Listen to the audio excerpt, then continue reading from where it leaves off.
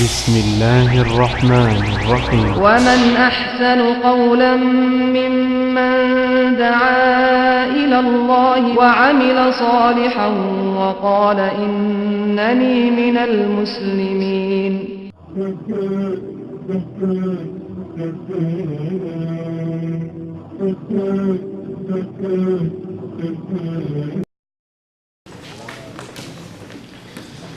Bismillahirrahmanirrahim. Assalamualaikum warahmatullahi wabarakatuh. Waalaikumsalam warahmatullahi wabarakatuh. Innal hamdalillah nahmaduhu wa nasta'inuhu wa nastaghfiruh wa na'udzu billahi min shururi anfusina wa min sayyiati a'malina. May yahdihillahu fala mudilla lahu wa may yudlilhu fala hadiya lahu. Asyhadu an la ilaha illallah wahdahu la syarika lahu wa asyhadu anna Muhammadan 'abduhu wa rasuluh. Qala Allah ta'ala fi kitabihil karim. A'udzu billahi minasy syaithanir rajim. Bismillahirrahmanirrahim. Ya ayyuhalladzina amanu idza nudiya lis-salati min yaumil jum'ati fas'au ila dzikrillahi wa dzarul bai'. Dzalikum khairul lakum in kuntum ta'lamun. Al-ayah. Jemaah yang dimuliakan Allah Subhanahu wa taala, alhamdulillah pada pagi hari ini kita semua masih mendapatkan kujuran rahmat nikmat hingga di pagi hari ini kita semuanya dimudahkan oleh Allah Subhanahu wa taala untuk bisa menghadiri acara yang insyaallah kita nantikan setiap minggunya. Mudah-mudahan seperti itu ya. Karena kalau orang itu mencintai kebaikan, mencintai sesuatu, maka hal itu ditunggu-tunggu. Sebagaimana misalnya Nadir cinta bola, kapan datangnya hari Jumat? Gitu ya. Kalau orang itu misalnya cinta main bola, maka ketika baru hari Sabtu, kayaknya masih lama sekali. Kapan dan supaya segera datang hari Jumat. Karena memang bisanya hari Jumat, kalau nggak Jumat tidak bisa main bola. Demikian pula mas sekalian, kajian kita ini bagi orang yang sangat semangat, memiliki semangat untuk thalabul ilmi, dia pun juga akan rindu. Dia akan menunggu-nunggu kapan datangnya hari Jumat. Ya mudah-mudahan semuanya seperti itu. Mudah-mudahan paling ada satu dua yang enggak pernah terpikirkan seperti itu ya. Paling satu dua saja. Saya berdoa mudah-mudahan semuanya seperti itu. Jadi setiap kalau sudah masuk hari Sabtu Ahad, kapan segera datang hari Jumat. Bisa untuk belajar bersama-sama. Tapi jangan lupa ya. Jadi mungkin ada satu dua yang kebetulan terbawa oleh kawannya. Tapi harapan saya mudah-mudahan ya sekalian, kajian yang kita adakan setiap Jumat seperti ini, mudah-mudahan ini adalah gizi ruhiyah kita. Kita setiap hari sudah dikasih makan, kemudian olahraga juga sudah gizi jasadiah kita. Nah sekarang tinggal gizi ruhiyah kita. Salah satunya adalah dengan cara apa? Thalabul ilmi. Karena dengannya maka kita dapat mendekatkan diri kepada Allah Subhanahu wa taala. Gitu ya. Jadi mudah-mudahan kajian yang hanya seminggu ini bisa membuat hati kita rindu. Bisa betul-betul dalam seminggu itu pikiran kita kapan ya datang hari Jumat. Amin ya rabbal alamin. Bapak sekalian, insyaallah pada pertemuan kali ini kita akan teruskan kajian kita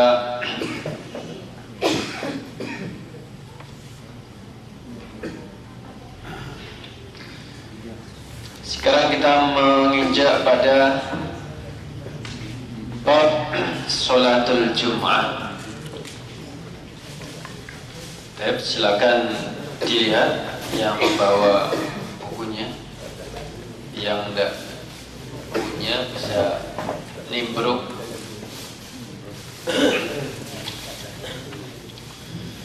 Baik. Qala muallifu rahimahullah, bab salatil Jumat, bab kajian seputar salat Jumat. Ikhwas sekalian, Rasulullah Shallallahu Alaihi Wasallam menjelaskan bahwa hari Jumat ini adalah hari yang memiliki banyak keutamaan. Salah satu keutamanya adalah di mana kita bisa mengerjakan sholat atau disyariatkannya sholat Jumat. Di mana di surah Rasul mengatakan bahwasannya barang siapa yang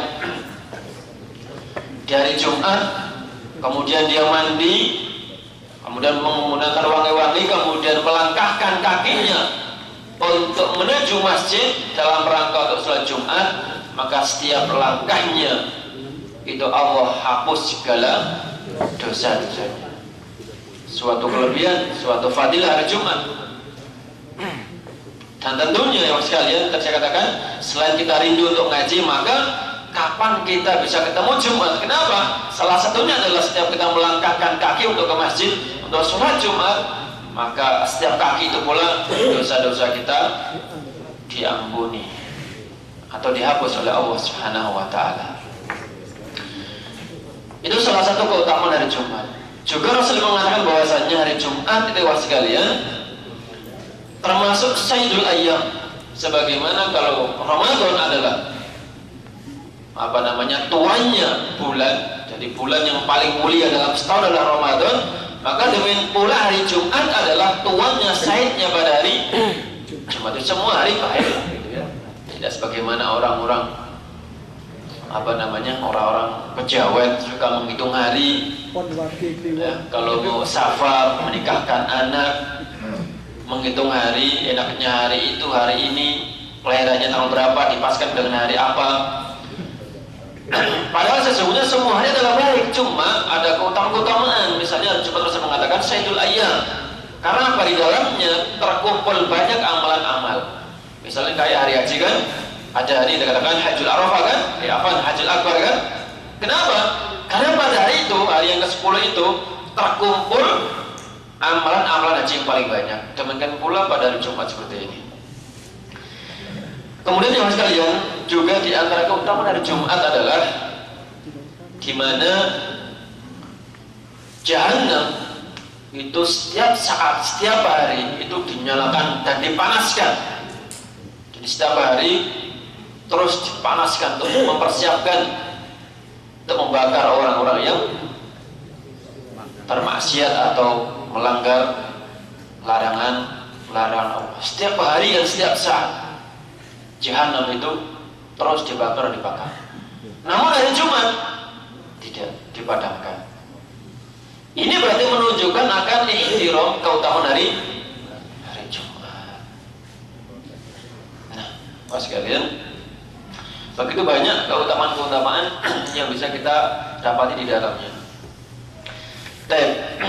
Langsung saja kita masuk pada bagus sholat. Meskipun sebetulnya ini kalau kita kaji satu persatu tidak akan urutan, jadi tidak sebagaimana kita mengkaji topik tertentu, misalnya masalah bab Jumat kita bisa urut, tapi karena kita bahas masalah hadis yang berhubungan dengan masalah Jumat, ya boleh jadi nanti syaratnya di belakang, wajibnya di depan, tapi tidak akan kita simpulkan karena kita sudah sepakat untuk mengkaji kitabnya yang mengandung berbagai macam hadis lah. Salah satunya adalah hadis yang membahas masalah salatul Jumat. Hadis yang pertama dari Abdullah bin Umar, semoga Allah meridhoinya, juga dari Abu Hurairah, semoga Allah meridhoinya mereka semua, annahuma sami'a Rasulullah sallallahu alaihi wasallam yaqulu al-a'wadi mimbarihi. Mereka mendengar Rasulullah bersabda. Ketika Rasulullah berkhutbah, maka dia atau beliau bersabda, la yantayan aqwamun an wad'ihimul jum'at aw la yakhtimanna Allahu ala qulubihim thumma la yakununna minal ghafilin. Hadis ini adalah ancaman bagi orang yang meninggalkan sholat Jumat. Jadi ternyata pas Jumat kemudian tiba-tiba hadis yang pertama bahas masalah ancamannya. Jadi nggak urut misalnya apakah syaratnya dulu, rukunnya dulu kayak, tapi di sini masalah ancaman. Jadi hendaknya para kaum itu, kaum yang meninggalkan Jumat, hati-hati. Kenapa? Orang-orang itu, orang-orang yang meninggalkan Jumat tanpa udzur sebab yang diperbolehkannya, maka hati-hatilah. Kenapa? Karena Allah akan menutup hati mereka. Ini berbahaya sekali. Karena apa? Kalau Allah sudah menutup hati mereka, artinya menutup dari hidayah, sudah. Hati itu kalau sudah Allah tutup, telinga sudah ditutup, mata sudah ditutup, ya kelihatan masih bisa melihat melek ya matanya, telinga masih mendengar. Tetapi secara makna ya sekalian, kalau Allah sudah menutup itu semuanya, yang namanya nasihat, yang namanya amar ma'ruf, yang namanya kebaikan, kalau disampaikan, dikasih tahu, itu semuanya kelihatan buruk.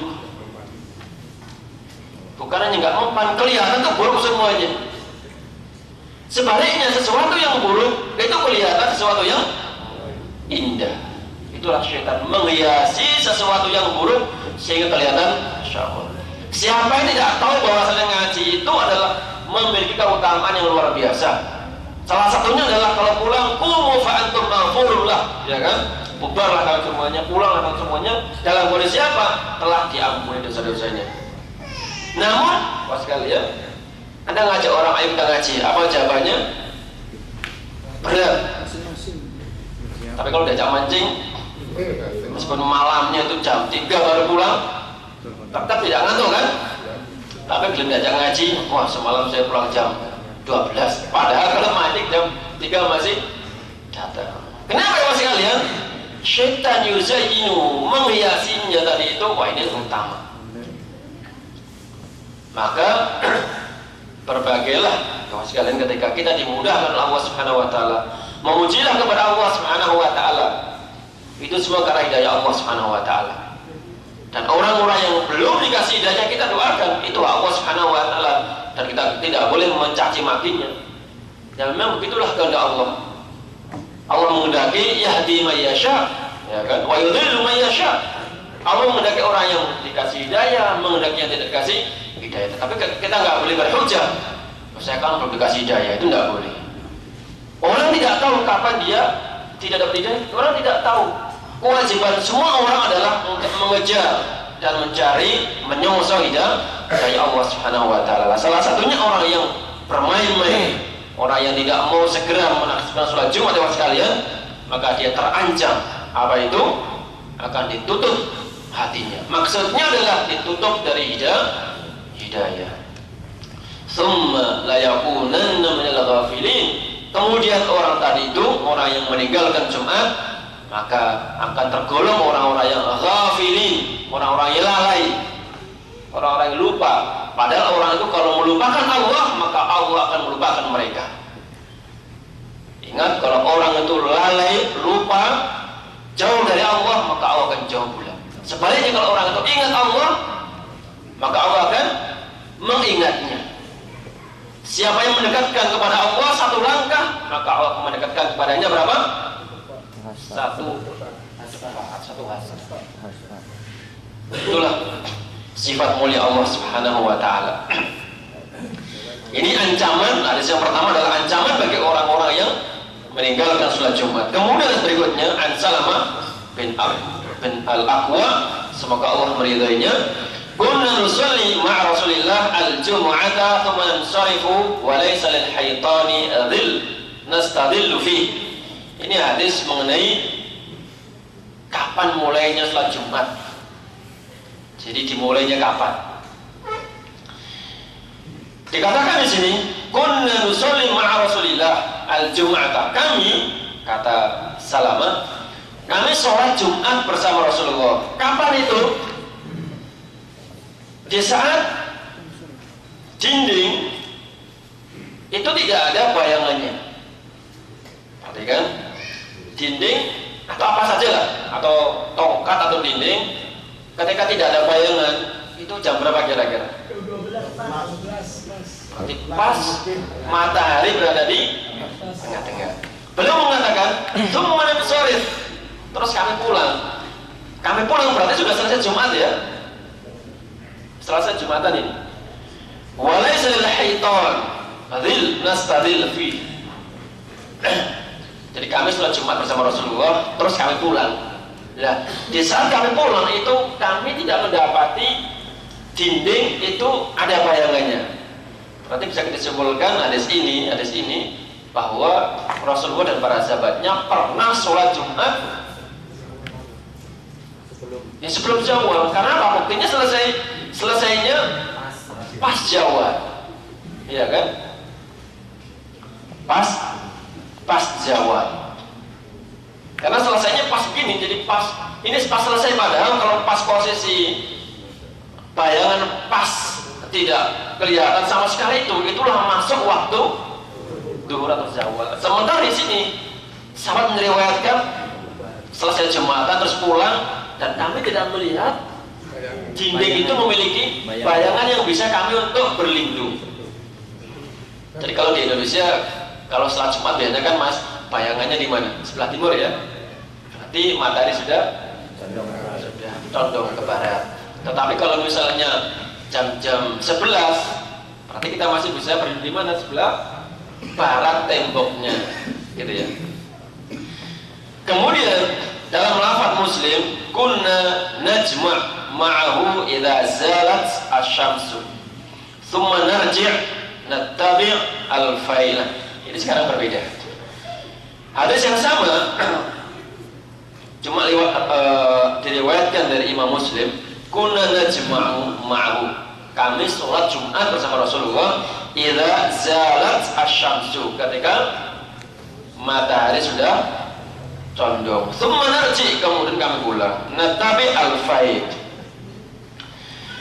Al-faid itu adalah bayangan juga. Artinya bahwa selesai Jumatan sudah ada bayangan. Jadi dari dua hadis ini bisa kita mengambil kesimpulan bahwa Rasulullah pernah seperti itu, pernah melakukan sholat Jumat para sahabatnya sebelum Zawal dan setelah Zawal. Kemudian jemaah sekalian, hadis berikutnya dari Sahal bin Sa'ad, semoga meridhonya, qala ma kunna naqilu wa la nataghadda illa ba'da al-jum'ah. Kita sering mendengar kata-kata qailulah ya. Qailulah itu istilahnya orang Arab istirahat sebentar. Jadi kalau malam kan tidur nyenyak ya. Kalau siang itu sebentar saja, mungkin seperempat jam atau setengah jam, tapi nyenyak tidurnya itu. Nah, biasanya dikerjakan kapan? Setelah duhur. Setelah pas belum? Ada juga setelah itu. Kalau orang Arab memang ada yang mengatakan sebelum duhur, tapi orang Arab di sini dijelaskan oleh Al-Barqfuri itu adalah ba'da duhur, setelah duhur. Jadi artinya bahwa hadis ini memperkuat pendapat, yaitu sholat Jumat itu dikerjakan ketika Zawal telah atau matahari telah Zawal. Makanya di sini makunna naqilu, kami tidak qailulah, tidak tidur, wala nataghadda, demikian pula kami tidak makan siang illa ba'da Jum'ah, illa ba'da Jum'ah, atau setelah kami sholat Jumat. Jadi ada 3 hadis yang meriwayatkan tentang kapan mulainya waktu sholat. Kalau di Indonesia saya sering amati, itu biasanya cenderung dimulai sebelum waktu sholat khutbahnya. Namun setelah khutbah biasanya ya masuk waktu duhur. Misalnya begini, duhurnya adalah jam 12. Adzan untuk sholat Jumat itu jam 12 kurang seperempat, berarti imam sudah naik mimbar. Kemudian khutbah entah seperempat jam atau 20 menit selesai kan? Kemudian iqamat. Kalau begitu berarti sudah masuk waktu tuh. Jadi memulainya. Kalau di Saudi juga ada dua macam. Di Saudi juga ada ya. Tapi seringnya kalau kita lihat seringnya adalah ada pas waktu sholat duhur. Misalnya sekarang duhurnya kan jam 12:04 ya. Maka seperempat atau 10? Anggaplah 10 atau 11. Mungkin Pak Mar kemarin lihatnya kemarin. Sekarang kan sudah 15 ya. Maka khatib naik mimbar ketika jam 12:10. Pada saat itu pula lah kemudian adzan. Gitu ya. Ya, jadi karena ada dua riwayat maka ya sesekali melakukan seperti itu dan sesekali melakukan seperti riwayat yang ada. Cukup. Kemudian hadis berikutnya dari Jabir semoga meridhoinya, anna Nabi sallallahu alaihi wasallam kana yakhthub qa'iman faja'at 'airun min asy-Syam fantafala an-nasu ilaiha hatta la yabqa illa 12 rajulan. Nanti ini hadis membahas masalah jumlah atau syarat jumlah untuk sholat Jumat. Kita kan sering mendengar ya, ada yang mengatakan harus berapa? Ada 40. Berapa lagi? Ada kayak 60. 40 doa aja ya. Nah. Di sini mas kalian, kalau kita melihat dari Jabir semoga meridhoinya bahwa Nabi Muhammad SAW itu ketika khutbah qa'iman dalam kondisi berdiri, tiba-tiba terdengarlah atau datanglah rombongan unta membawa perniagaan dari Syam. Fantafala nasu ilaiha. Maka orang-orang subhanallah ya terfitnah dengan dunia. Ini sedang Jumatan. Sahabat ya orang-orang lah gitu lah. Manusia tidak masuk kan Rasul Nabi. Sedang Jumatan bersama Nabi, tiba-tiba mendengar ada rombongan unta membawa perniagaan dari Syam. Mereka pada bubar. Memang nyata aja.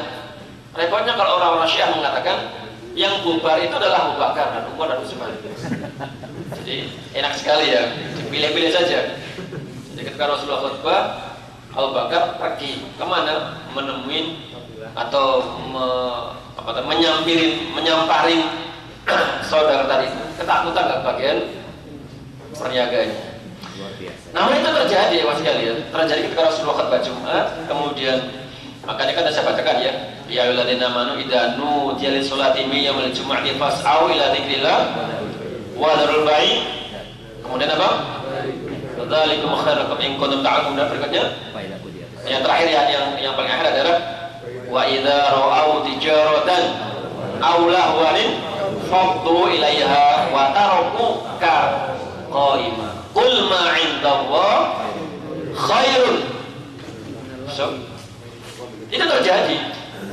Nah, kemudian ya sekalian, dari ayat ini atau dari hadis ini, ulama memiliki banyak pandangan di dalam jumlah jamaah. Kalau sementara yang sering kita dengar adalah 40, bahkan ada yang mengatakan syaratnya adalah 12 orang. Nah ini syaratnya di sini. Syaratnya 12 orang. Dasarnya semuanya pergi ila isna'asyar. Jadi semuanya kabur kecuali 12 dan Rasulullah tetap khutbah. Katanya pendapat yang mengatakan syarat sahnya itu 12 orang. Kalau 12 tidak sah maka Rasulullah akan membatalkan Jumatannya. Namun Rasulullah tetap meneruskan. Namun pendapat seperti ini tidak kuat. Kenapa ya mas sekalian? Karena boleh jadi setelah orang-orang tadi itu keluar, balik lagi. Ya kan? Itu benar itu. Balik lagi setelah dapat yang dia inginkan, balik lagi. Cuman lihat. Dan itu tidak salah, ya kan? Misalnya antum sudah masuk masjid, entahlah apapun udurnya, entah kamar mandi, entah kepengen apa gitu ya. Itu kan tidak membatalkan mendapatkan, tetapi tidak mendapat keutamaan saja. Jadi pendapat ini dibantah karena beliau jadi mereka balik lagi. Nah, itu yang pertama. Yang kedua ada yang mengatakan 40. Riwayat itu dikatakan suatu ketika salah seorang seperti tanya, ketika dia sholat Jumat, dia tanya berapa pada saat itu, dia mengatakan pada saat itu kami sholat Jumat jumlahnya adalah 40 orang. Nah, sehingga ulama yang mengatakan jumlahnya berapa? 440. Kalau nggak 40 orang maka tidak sah Jumatannya. Ini pun pendapat tidak kuat. Kenapa ya sekalian? Karena itu adalah khobar. Khobar artinya apa? Berita. Ditanya waktu itu kamu berapa orang sholat Jumatnya? 40. Ya kan? Nah kalau misalnya suatu ketika orang tadi itu cerita pas kebetulan Jumatannya itu adalah 100 orang, berarti kalau itu berubah syaratnya dari yang 40 menjadi 100. Nah kalau besoknya menjadi 1000 orang, menjadi haram misalnya, berubah lagi.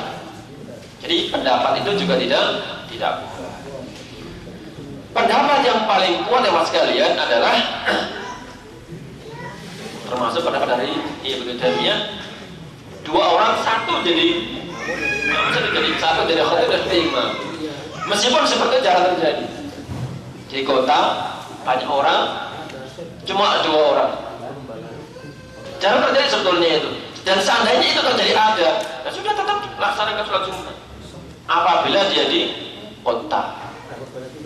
Nah nanti ada syarat Jumatnya itu pelan-pelan. Gitu ya. Jadi hadis yang barusan kita baca adalah hadis yang menjelaskan bahwa ketika Rasulullah khutbah Jumat kemudian mendengar atau para sahabat mendengar ada kafilah yang membawa perniagaan, orang-orang pada bubar sehingga tidak tersisa kecuali hanya 12 orang. Kemudian riwayat ini dipegangi oleh beberapa ulama yang dijadikan sandaran bahwa syarat sholat Jumat adalah minimal 12 orang. Baik. Sekarang berikutnya dari Ibnu Umar semoga Allah meridhoinya, qala Rasulullah sallallahu alaihi wasallam, "Man adraka rak'atan min sholatil jumu'ati wa ghairiha falyudif ilaiha ukhra." Ini membahas masalah kapan kita mendapatkan rakaat Jumat. Terkadang imam sudah dapat 1 rakaat, terus kita baru datang. Nah, seperti ini kira-kira kita termasuk dalam kategori mendapatkan sholat Jumat atau tidak? Maka dikatakan oleh Ibnu Umar, "Man adraka raka'atan min sholatil Jum'ah." Barang siapa yang mendapatkan 1 rakaat dari sholat Jumat, berarti tinggal 1 kan? Jadi imam sudah dapat 1, kemudian berdiri yang kedua, kita baru datang. Terus kita ikut dengan imam 1 rakaat, imam sholat, imam salam, selesai kan? Bagaimana kita? Maka falyudif ilaiha ukhra. Maka tambahilah 1 rakaat lagi. Dengan demikian, maka waqad tammat sholatuhu. Dengan demikian maka si fulan telah mendapatkan sholat Jumat. Meskipun ya sekalian, tentu kemarin sudah kita bahas ya. Orang yang seperti itu tentu fadilahnya berbeda dengan orang yang datang jam 11. Orang yang datang jam 11 keutamanya tentu berbeda dengan orang yang datang jam 12 jam 10 lah semakin kan kata Rasulullah barang siapa pada hari Jumat kemudian mandi, kemudian pakai wangi-wangian, kemudian dia sholat, terus sholat. Jadi ini sebelum memang sholat Jumat itu nggak ada qobliyahnya, tetapi namanya sunnah mutlaqah ya. Jadi sunnah mutlaqah, masuk ke masjid kemudian sholat 2 rakaat 2, 4, 6, 8, terus duduk mengikuti imam sampai selesai khutbah dan lain sebagainya. Maka orang seperti itu tentu keutamaannya berbeda dengan orang yang tadi datang cuma dapat 1 rakaat kemudian menambah sendiri.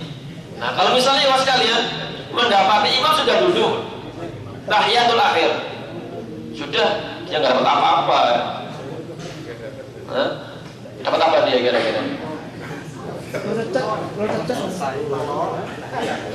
Makanya ada sebuah hadis ya, orang yang hadis pertama dapat unta, harus kedua dapat apa? sapi dulu. Cepat habis nanti ya. Buat sapi, unta, kemudian sapi, kemudian kambing, kemudian apa lagi?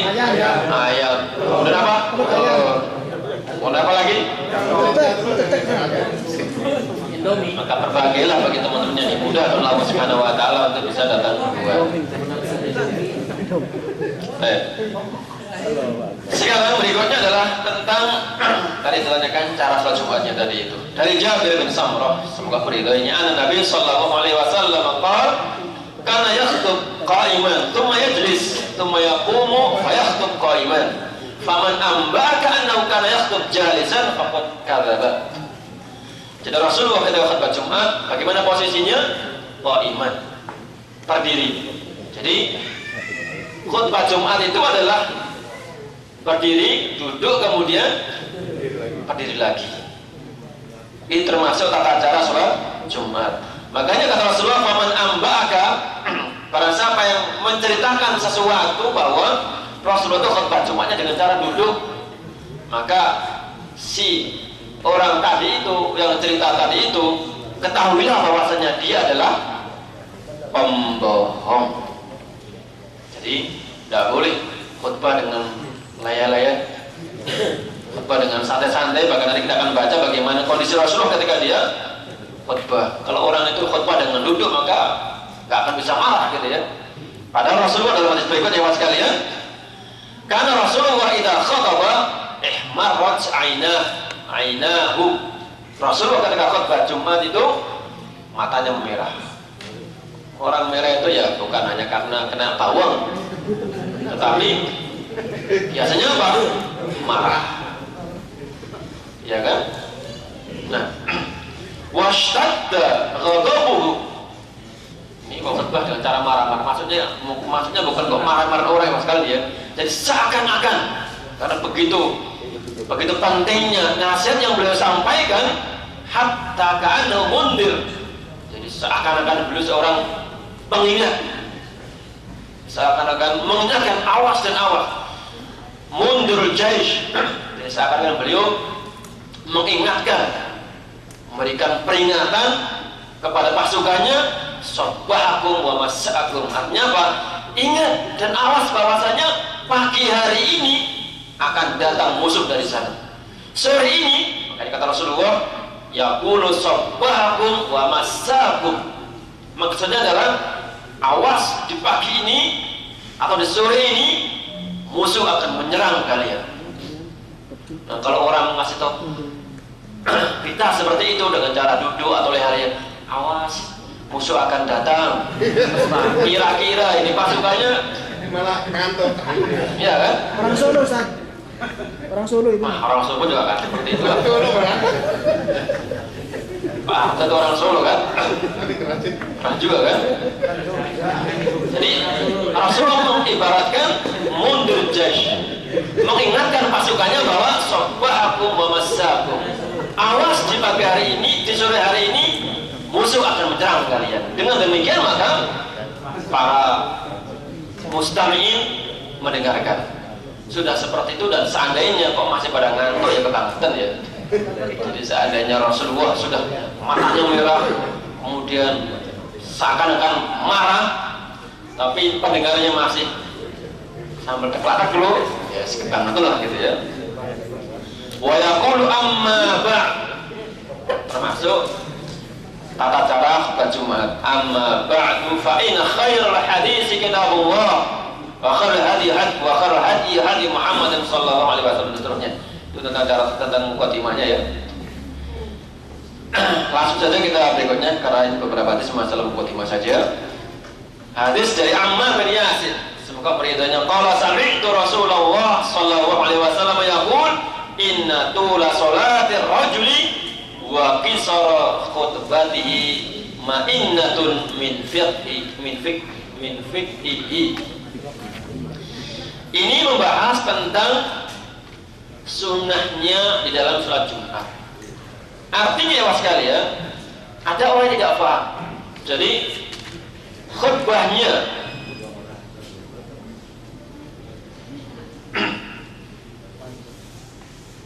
inna tula salatir rajuli. Jadi Ada sebagian orang khutbahnya panjang, kemudian sholatnya pendek. Nah, ini tidak sunnah. Yang sunnah adalah Khutbahnya pendek. sholatnya panjang, khutbahnya pendek. Jadi singkat, simpel. Makanya kata Rasulullah bahwa jika ada khatib yang khutbahnya itu cepat, singkat, dan sholatnya panjang, maka ini menunjukkan akan kefaqihannya dia, fahamnya dia masalah urusan fikih. Karena kalau faqih itu kan bisa memilah-milah kalimat, kata, judul yang tepat. Ada orang itu yang memang ya, itulah kelebihan kekurangan orang. Ada orang itu kalau ceramah, kalau pidato, ya kemana-mana. Karena banyaknya ilmu yang dia miliki, pengalaman yang dia miliki, semuanya keluar. Akhirnya ia dengarkan juga malah pusing, karena kebanyakan yang disampaikan. Namun orang yang faqih, dan tentu tidak semua orang punya seperti itu ya, mudah-mudahan kita bisa. Dia bisa memilah-milah kata, kalimat, judul yang dibutuhkan oleh jamaahnya, sehingga meskipun cuma seperempat, setengah jam, faham, oh itulah yang disampaikan, itulah yang dimaui. Tapi kadang sampai 1 jam, tadi bilang apa ya gitu ya. Itu sunnah. Oh seandainya, seandainya ada khotib misalnya, khutbahnya itu lama, kemudian sholatnya puluh dengan al-asar, sah-sah saja, namun tidak sunnah. Sunnahnya adalah khutbahnya pendek dan sholatnya panjang. Kenapa? Nanti kita lihat kira-kira sunnahnya apa sih baca dalam sholat Jumat itu. Nanti ada pada hadis yang ke-446, langsung saja. Karena Rasulullah yaqra fi sholatil Jum'ah suratul Jum'ati wal Munafiqin. Jadi ini juga sunnah ya mas sekalian, karena seandainya kita jadi khotib kemudian bacanya itu an-nas atau kullu, sah-sah saja. Tetapi yang sunnahnya adalah ketika sholat Jumat yang dibaca adalah surat Jumat dan surat al-Munafiqun, atau Sabbihis dengan al-Ghasyiyah, atau al-Haqa hati itu al-Ghasyiyah, al-A'la dan al-Ghasyiyah. Itu yang disunahkan. Seringnya adalah al-A'la dengan al-Ghasyiyah. Kemudian ya mas sekalian, sedikit kembali ke atas lagi, karena tadi saya lompatnya supaya menyambung. Masalah adab saat sholat Jumat.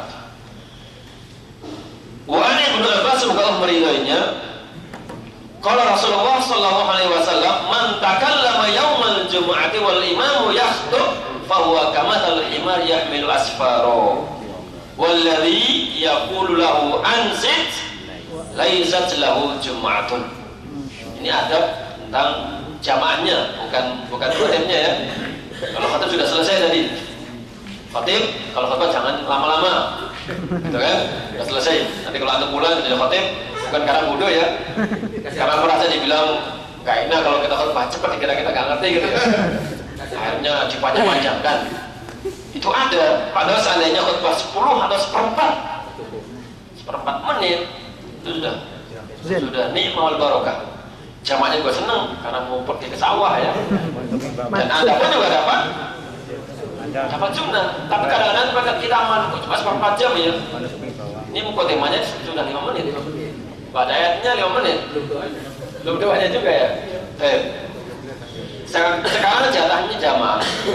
Man takallama yaumal Jum'ah, siapa yang ngomong-ngomong yaumul Jum'ah pada Jumat, maksudnya adalah di masjid. Kalau ngomongnya di luar masjid nggak jadi bahasan ya. Wal imam yakhutub, nah ini pengikat pada saat imam sudah khutbah. Fahuwa kamathal himar yahmilu asfaro, persis orang itu seperti keledai membawa asfar, yaitu buku-buku. Artinya bahwa kalau kita melihat ada keledai, ada kambing, sapi, kemudian membawa tas yang berisi kitab kemana-mana, ada nggak manfaatnya? Maksudnya was kalian ma yanfa abadan, sama juga orang pergi ke Jumatan terus ngerumpi sama kawannya, ngobrol kanan kiri, maka yang seperti itu tidak ada manfaatnya. Diperumpamakan seperti kalau dia membawa buku. Walladzi yaqulu lahu ansit, sama juga orang yang diam, itu juga nggak boleh juga. Sebelahnya rame itu gimana ya? Jadi kitanya mau konsentrasi dengerin khutbah. Sebelah kita Rumpi. kira-kira apa nih nanya nih? Seletik kan. Ya kudu ansit, diam. Kata Rasulullah, orang seperti itu pun juga lain setelah Jumat. Tidak ada baginya Jumat. Maksudnya Jumatnya sah-sah saja, tetapi dia tidak mendapatkan keutamaan dari sholat Jumat. Sama dengan himar membawa buku, boleh-boleh saja, gak ada yang melarang. Iya kan? Himar membawa tas berisi buku, gak ada yang melarang, boleh-boleh saja kan? Tapi gak ada manfaatnya, gitu. Jadi orang yang ngomong saat khutbah Jumat, Jumatan dia sah-sah saja, tetapi tidak mendapatkan keutamaan dari sholat Jumat. Baik. Berikutnya kita langkai lagi setelah ini, masalah sholat Jumat bertepatan dengan hari raya. Hadis dari Zaid bin Arqam, semoga Allah meridainya. Qala Rasulullah, ini namanya hadis fi'li ya. Qala, dia berkata, "Shalan Nabi sallallahu alaihi wasallam al-'ida, thumma rakhasa fil jum'ah. Faqala man syaa ayusalli falyusalli." Rawahu khamsah. Jadi ini masalah sholat Jumat bertepatan dengan hari raya, atau sebaliknya hari raya bertepatan dengan hari Jumat. Maka yang seperti itu bila terjadi, maka siapa yang telah sholat Jumat, telah sholat hari raya atau Id, maka ada rukhsah, keringanan baginya. Dia boleh lagi sholat Jumat atau tidak Jumatan, kemudian dia sholat.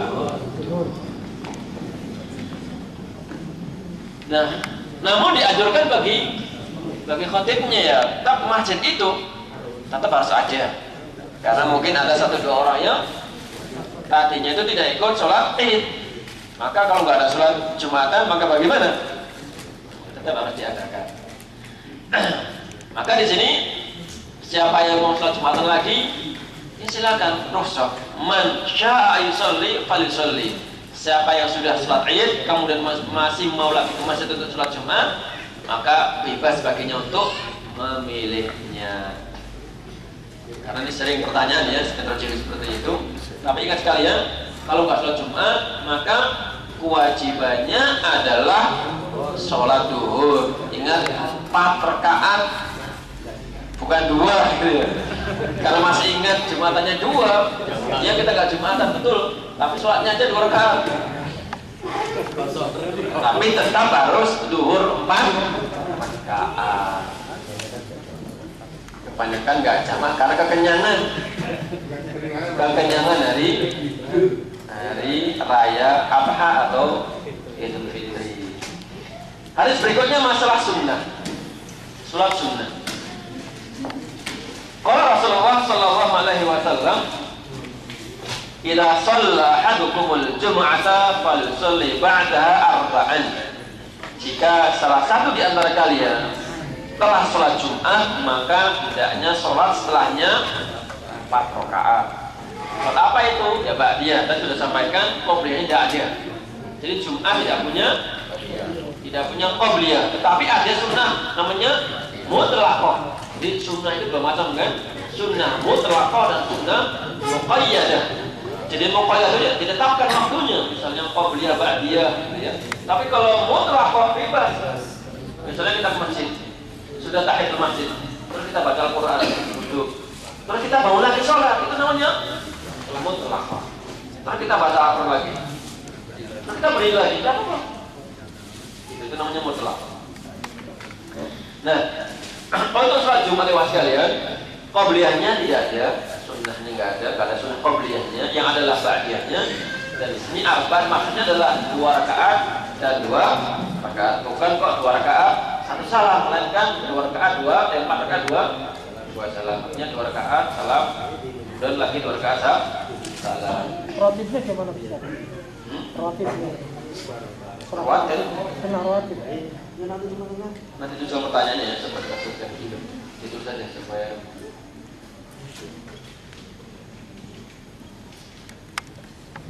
setelah ini kita lanjutkan juga satu hadis lagi.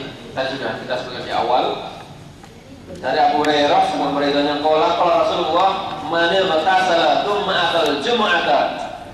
Dari Jumat siapa yang mandi, maksudnya adalah mandi besar, kemudian berangkat menuju masjid untuk sholat Jumat, fasallama qaddara lahu. Kemudian dia sholat ma qaddara lahu, artinya apa? Sholat sesuai dengan kemampuannya. Mau 2, mau 4, mau 6, mau 8, sesuai dengan kemampuan dia. Summa ansata hatta yafrughal imam, kemudian dia diam, konsentrasi, khusyuk sampai imam selesai khutbah Jumat. Summa yusalli ma'ahu, kemudian juga sholat bersamanya. Ingat, perhatikan di sini sekalian keutamaannya. Ghufira lahu ma bainahu wa bainal jum'atil ukhra. Ini keutamaan sholat Jumat. Jadi apabila ada orang seperti itu, maka dosa-dosanya dari Jumat yang kemarin dengan yang sekarang itu Allah ampuni. Tentu adalah dosa selain dosa-dosa besar. Karena dosa besar adalah punya cara lain di dalam mengkafarahnya, tetapi itu dosa kecil. Inilah termasuk salah satu dari keutamaan dari Jumat. Kemudian berikutnya hadis tentang masih masalah keutamaan Jumat. Apa teman sekalian? Anna Rasulullah sallallahu alaihi wasallam dzakara yaumal jum'ati faqala fihi sa'atun. Jadi pada hari Jumat itu ada waktu-waktu la yuwafiquha 'abdun muslimun. Tidaklah seorang muslim itu mendapatinya wa huwa qa'imun yusalli yas'alullah 'azza wa jalla syai'an illa a'tahu iyyah. Jadi pada hari Jumat itu ada waktu-waktu tertentu yang sangat mustajab. Apabila seseorang itu bisa mendapatinya, pas dia minta kepada Allah Subhanahu wa taala sesuatu yang dia kehendaki, niscaya akan Allah kabulkan. Dan yang dimaksud dengan termasuk salah satunya adalah Sayyidul Ayyam, di dalamnya banyak amal-amal. Salah satunya adalah ada waktu di mana apabila seseorang itu mendapatinya, pas dia berdoa, maka niscaya akan Allah kabulkan. Maka kadang-kadang kita juga kurang perhatian. Kadang-kadang kita hari Jumat full kita gunakan waktu libur dari mulai pagi sampai sore. Kita lupa bahwa di situ ada waktu yang sangat emas. Waktu yang sangat emas. Untuk apa? Kita manfaatkan untuk berdoa kepada Allah Subhanahu wa taala. Lah, waktu ini kapan ya sekalian? Kapankah waktu itu? Dari mulai jam berapakah waktu itu? Maka dijelaskan dalam hadis berikutnya. Sami'tu Rasulullah sallallahu alaihi wasallam yaqulu hiya ma baina ayyajlisal imamu ila an tuqda as-salatu. Dalam hadis ini menjelaskan hadis yang semula, yaitu waktu yang paling mustajab tadi itu adalah kapan? Ketika imam ayyajlisal imamu ila an tuqda as-salah. Ya maksudnya dia mulai naik mimbar, duduk di situ itu sampai selesai sholat. Berarti dari mulai naik duduk, salam dulu kan? Ya. Tentu khutbah kan, khatib kan salam dulu kan? Setelah salam ngapain? Azan kan? Dia masih duduk kan? Nah itulah mulainya. Maksudnya duduk ketika dia nunggu azan. Jadi dari khatib, maksudnya waktu dimulai ya. Khatib naik, salam, azan kan? Kemana khatibnya? Duduk kan? Nah itu sudah dimulai waktu mustajab. Azan, selesai azan dia baru khutbah, duduk lagi, khutbah lagi, selesai sholat, hatta tuh doa sholat sampai selesai sholat. Maka waktu-waktu itulah kata Rasulullah yang mustajab. Itu yang pertama. Waktu yang kedua dalam riwayat lain yang sekalian, wa fi hadisin Abdullah bin Salam adalah annaha ma baina sholatil asri wa ghurubish syams. Waktu yang kedua yang dimaksud adalah dari setelah asar sampai tenggelamnya matahari. sore. Jadi apalagi kita pas misalnya pas safar ya, hari Jumat kita safar pas waktu sore Selasa, Masya Allah terkumpul waktu dan kondisi hari Jumat dan kita safar. Tapi kadang-kadang kita nggak tahu itu. Makanya dengan ngaji seperti ini, yang tidak tahu menjadi tahu, dan yang sudah tahu tapi lupa maka menjadi diingatkan, dan yang sudah tahu dan juga masih ingat maka semakin semangat di dalam berdoanya.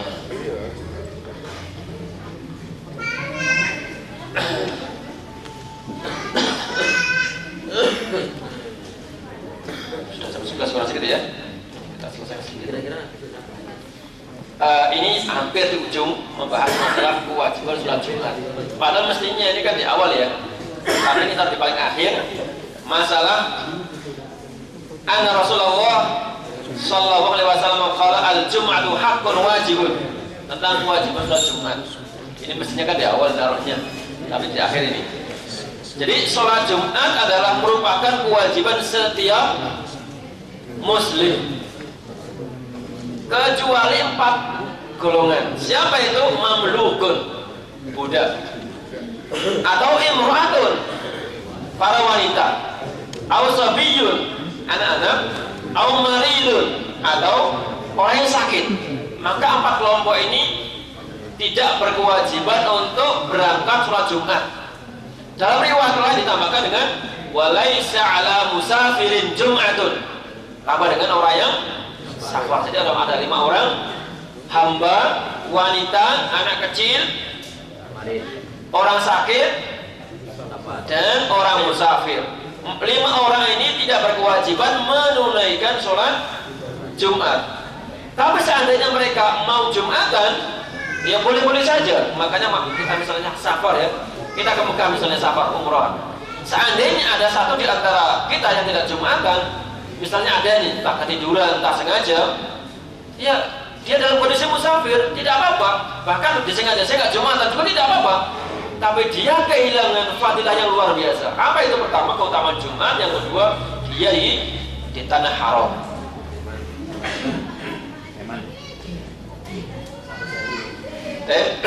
Demikian kajian kita sudah jam 11. Mungkin ada pertanyaan, silakan.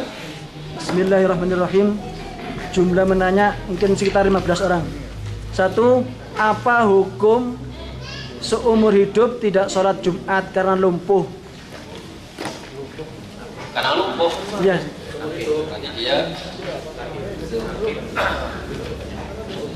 sebetulnya orang lumpuh masih bisa dibawa ke masjid ya. Orang lumpuh masih dibawa ke masjid. Maka kalau dia tidak ada yang membawa dan punya keluarga, maka yang dosa keluarganya. Si lumpuh nggak bisa gak dosa, kenapa? Dia jalan aja nggak bisa, apalagi mendorong dirinya sendiri.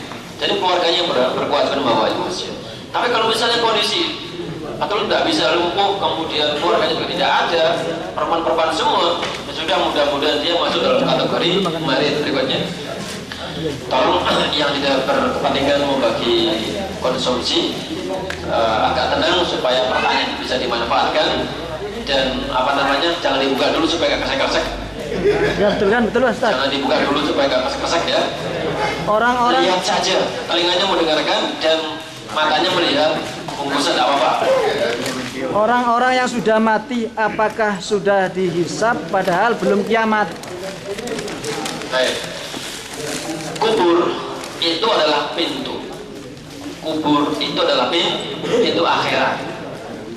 Tentu hisabnya nanti bukan di kuburan situ, tapi di mahsyar nanti itu. Di situ bukan hisab tetapi pintu. Sudah tanda-tanda orang ini akan sukses atau tidak sukses. Maka barang siapa yang di kuburannya itu sukses melewati pertanyaan-pertanyaan itu, maka sukses adalah berikutnya. Namun siapa yang gagal melewati pertanyaan di kuburan, maka hari-hari berikutnya semakin berat. Di hari-hari berikutnya semakin berat. Berikutnya. Satu desa mendirikan 2 Jumat atau lebih, apa hukumnya? Baik, boleh-boleh saja jika satu masjid itu sudah penuh. Tetapi kalau misalnya masjidnya belum penuh karena gengsi-gengsian, ini bikin Jumatan, maka tidak boleh. Boleh apabila ini sudah tidak muat, kemudian sebelahnya tidak masalah. Hatta satu RT, kita mungkin kalau Indonesia kan desa besar ya. Kalau desa ini bukan desa lagi, satu RT mungkin ada 3. Ini Jumatan itu Jumatan kan dengan catatan sudah penuh, maka boleh mendirikan yang lain. Kalau dua itu ada Muhammadiyah dan ada NU, itu kan ada dua gimana? Dan insya Allah rata-rata masjid Muhammadiyah di NU rata-rata penuh kan, ya kan? Kecuali Muhammadiyah misalnya 2 baris, NU 2 baris, kayaknya nggak ada, rata-rata penuh. Bagaimana jika kita ketinggalan rakaat pada waktu sholat Idul Fitri? Apakah waktu kita menambah rakaat yang ketinggalan itu juga harus bertakbir 5 kali? Pertama, takbir itu sunnah ya. Jadi pertama ya tentu dia supaya mendapatkan rakaat sempurna, menambah rakaat yang terlambat itu, masalah takbir itu adalah sunnah ya. Sunnah 7 kali itu adalah sunnah. Kalau dia mengerjakan ya dapat sunnahnya begitu. Bolehkah menjamak sholat Jumat dengan asar? Baik, Syekh bin Baz mengatakan dalam hal ini saya tidak pernah melihat ada dalil yang membolehkannya. Maka tidak boleh dijamak antara Jumat dengan asar. Untuk itu kalau orang safar hari Jumatan, maka asarnya nanti setelah waktu asar. Tadi Ustadz mengatakan Jumat tidak ada qobliyahnya, tapi kenapa zuhur ada qobliyahnya? Apakah sama Jumat dengan zuhur? Ya, begitulah Rasul mengatakan. Jadi hari Jumat dikatakan yaumul Jumat, maka sholatnya bukan sholat zuhur, melainkan sholat Jumat. Maka dikatakan qobliyah zuhur, dan yang Jumat memang Rasulullah mengatakan tidak ada qobliyah zuhur, yang ada adalah sunnah muakkad. Tadi sudah kita bacakan hadisnya tadi itu. Apa sesungguhnya arti yang sebenarnya dari qailulah? Karena yang saya dikasih tahu guru saya, istirahat tidur sebelum Jumat. Memang ada yang mengatakan seperti itu. Yang saya pahami dulu memang sebelum duhur, tidur sebentar, mungkin seperempat atau setengah jam. Tapi juga saya baca-baca, ada juga mengatakan setelah duhur. Jadi seringnya memang setelah duhur, sebelum duhur. Bagaimana kalau terjadi datang terlambat, pas datang imam sudah tahiyat akhir, udah salam, apa yang kita lakukan? Dia sholat duhur. Mana yang lebih afdol ketika khutbah bahasa Arab atau bahasa daerah setempat? Yang afdol adalah bahasa yang dipahami oleh masyarakat. Kita orang Jawa kemudian menggunakan bahasa Indonesia, seindah apapun materi yang kita sampaikan, yang kayak kita menggarami lautan. Jadi gunakan bahasa yang dipahami oleh masyarakat setempat. Untuk yang salat zuhur, kemarin pas kita bikin angket itu ada, saya nggak tahu siapa orangnya, cenderung dia tidak sepakat kalau khutbah menggunakan bahasa Indonesia. Ya itu ada beberapa teman tapi nggak sebutkan. Was kalian, tidak ada nas yang mengharuskan khutbah berbahasa Arab. Ya tentu kalau kita bisa bahasa Arab nggak apa-apa. Pak, karena manfaat dari khutbah itu kan mengingatkan tadzkirah, nasihat kepada para jamaah kan. Kalau kita menggunakan bahasa Arab, apa manfaatnya? Rasulullah mengasih mundir, apa ke bahasa yang tidak dipahami orang, yang dikasih tahu ngantuk semuanya kan. Jadi kemarin waktu kita mau menyebar angket itu ada yang nulis bahwa sholat Jumat itu tidak sah kalau tidak menggunakan bahasa Arab. Kita sampaikan itu tidak benar. Yang benar adalah boleh menggunakan bahasa yang dipahami oleh masyarakat. untuk yang salat zuhur tadi yang salat Id, apakah juga harus berjamaah di salat?